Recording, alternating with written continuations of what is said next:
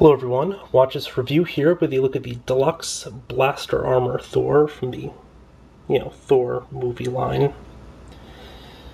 With dual missile action, because a guy with a thunder hammer really needs a sort of double rocket launcher.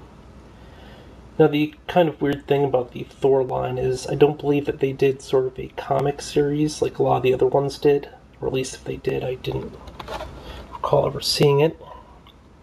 In general, not as big of a fan of this line just because the characters are sort of a huge break from the traditional comic interpretations and everything. The one figure I was kind of excited about are the Frost Giants, just because they would make for some pretty cool army builders, and if they ever price drop, I probably will pick up a whole bunch. But hold on a second till I get this pack. Now, I'm honestly not sure why this qualifies as a deluxe pack, just because the gimmick doesn't seem all that much larger or more intricate than what's included on the standard releases, but by virtue of it being a larger price in the first place, it did end up going on clearance, whereas the other ones did not, so that worked out in my favor. If you look at the packaging here, you don't appreciate this when the figure's in it, but you have this really cool lightning blast here from... Yeah, I'm not going to try to pronounce it, but it's something like Moingineer. I've mispronounced it a million times, but again, the sort of gimmick on this is you press a button, the little things fly forward and they fire. And you have two alternatives here. You can either go with the sort of generic small blast, or the larger one that looks like a tooth. So yeah. Giant frost giant tooth or something. I don't know.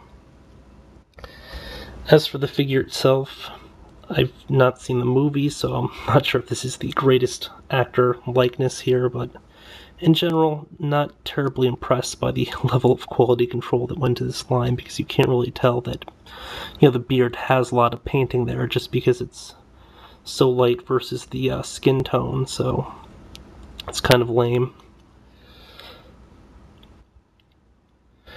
For a quick comparison, let's pull in the Marvel Universe modern Thor, just to give an idea of size here. And as you'll notice, this is a much smaller incarnation.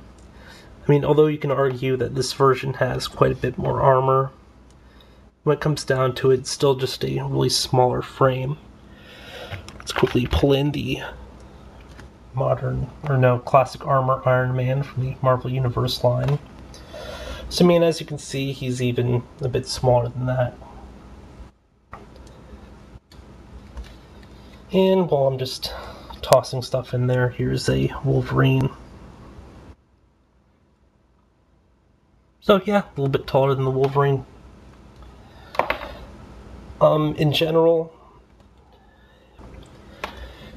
now, design-wise, this figure is highly reminiscent of a lot of the things that they used in the X-Men Origins Wolverine line.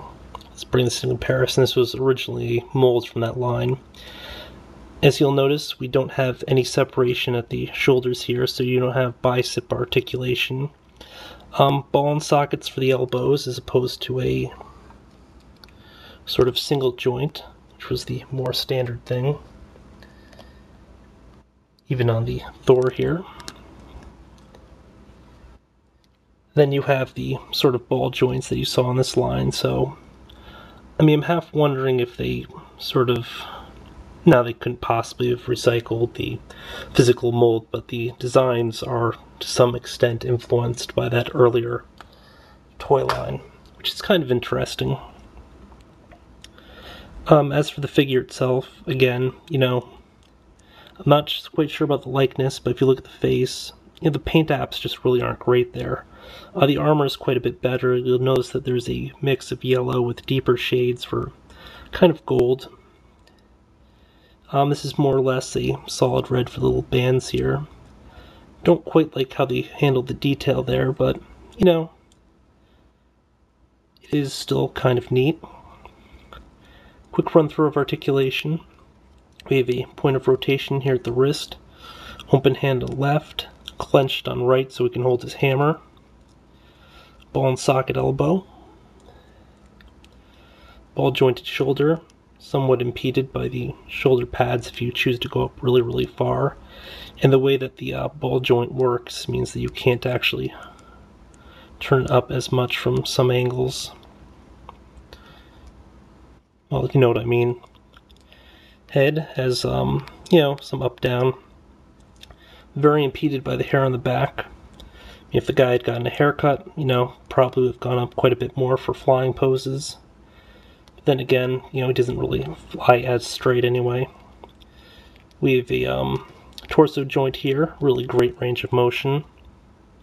It's kind of neat, and it kind of works too, just because if you look at it, you have armor plating and stuff, so, it looks more natural. You have the kind of funky ball joint down here. Does go in a pretty wide array. Double pin joint down here at the knee.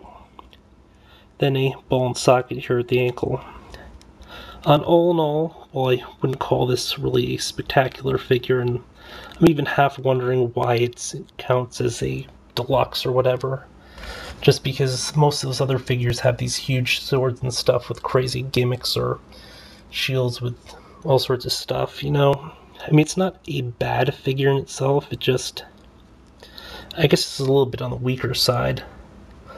All the same, though, it's kind of neat in its own way, and I'm not sure what I'll use it for displays, but given the fact that I don't have, a movie Thor yet, it will kind of work for, say, any movie Avengers lineup if I ever decide to, just display a lot of the movie Avengers stuff side by side.